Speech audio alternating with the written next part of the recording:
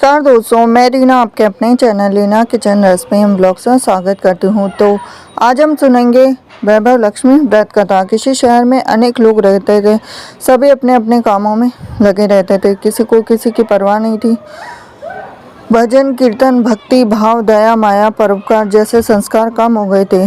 शहर में काफ़ी सारी बुराइयां थी। तो ऐसे में शीला और उनके पति की गृहस्थी मानी जाती थी। शीला धार्मिक प्रकृति की थी, संतोषी स्वभाव की थी। उनका पति भी विवेकी और सुशील था। शीला और उसका पति कभी किसी की बुराई नहीं करते थे। प्रभु भजन में अपना समय व्यतीत करते थे। शहर के लोग उनकी गृहस्थी की सराहना करते थे। देखते ही देखते समय बदल गया और शीला का पति बुरे लोगों से दोस्ती कर बैठा। अब वह जल्द से जल्द करोड़पति बनने के ख्वाब देखने लगा, इसीलिए वह गलत रास्ते पर चल पड़ा। फलस्वरूप वह रोडपति बन गया, यानी रास्ते पर भटकते भिखारी जैसी उसकी हालत हो गई थी। शराब जुआ रेस चरस गांजा वगैरह बुरी आदतों में शीला का पति भी फंस गया। दोस्तों के साथ उसे भी शराब की आदत हो गई। इस प्रकार उसने अपना सब कुछ रेस जुए में गंवा दिया। शीला को पति के बर्ताव से बहुत दुख हुआ, किंतु वह भगवान पर भरोसा कर सब कुछ सहने लगी। वह अपना अधिकांश समय प्रभु भक्ति में बिताने लगी। अचानक एक दिन दोपहर को उनके द्वार पर किसी ने दस्तक दी और शीला ने द्वार खोला तो देखा कि एक माँ जी खड़ी थी। उसके चेहरे पर अलौकिक तेज निखर रहा था। उनकी आंखों में से मानो अमृत बह रहा था। उसका भव्य चेहरा करुणा प्यार से छलक रहा था। उसको देखते ही देखते शीला के मन में अपार शांति छा गई। शीला के रोम रोम में आनंद छा गया। शीला उस माँ जी को आदर के साथ घर में ले आई।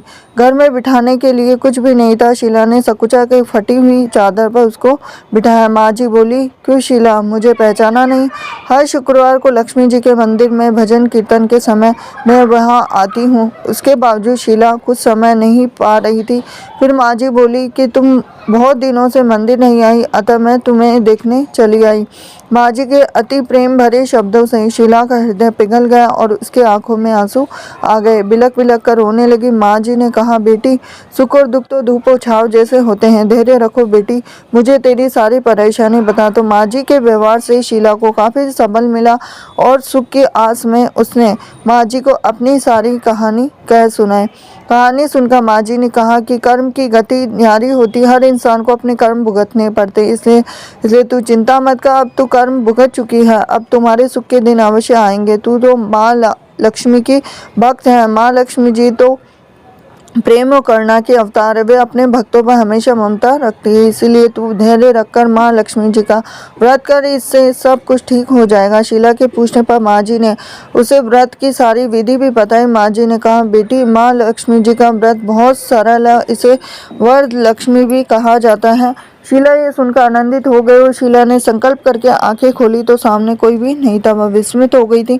माँ जी कहाँ गई? शीला को तत्काल यह समझते देर न लगी थी। माँ जी और कोई नहीं, साक्षात लक्ष्मी जी ही थी। दूसरे दिन शुक्रवार था। सवेरे स्नान करके स्वच्छ कपड़े पहनकर शीला ने माँ जी द्वारा बताई गई विधि से पूरे मन से व्रत किया। आखिर में प्रसाद वितरण हुआ और यह प्रसाद पहले अपने पति को खिलाया। प्रसाद खाते ही पति के स्वभाव में फर्क पड़ गया। उस दिन उसने शीला को मारा भी नहीं, सताया भी नहीं। शीला को बहुत आनंद हुआ।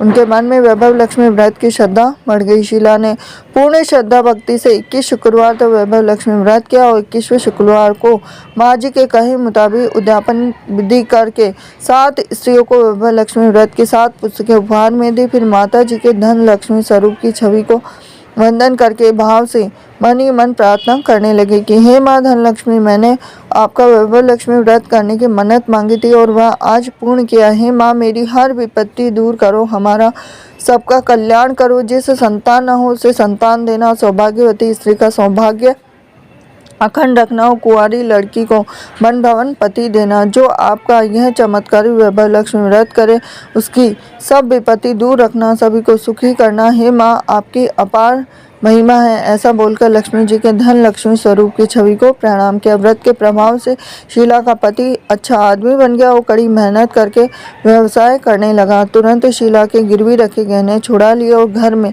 धन की बाढ़ सी आ गई। घर में पहले जिससे सुख शांति छा गई, वैभव लक्ष्मी व्रत का प्रभाव देखकर मोहल्ले की दूसरी स्त्रियां भी विधि पूर्वक करने लगी।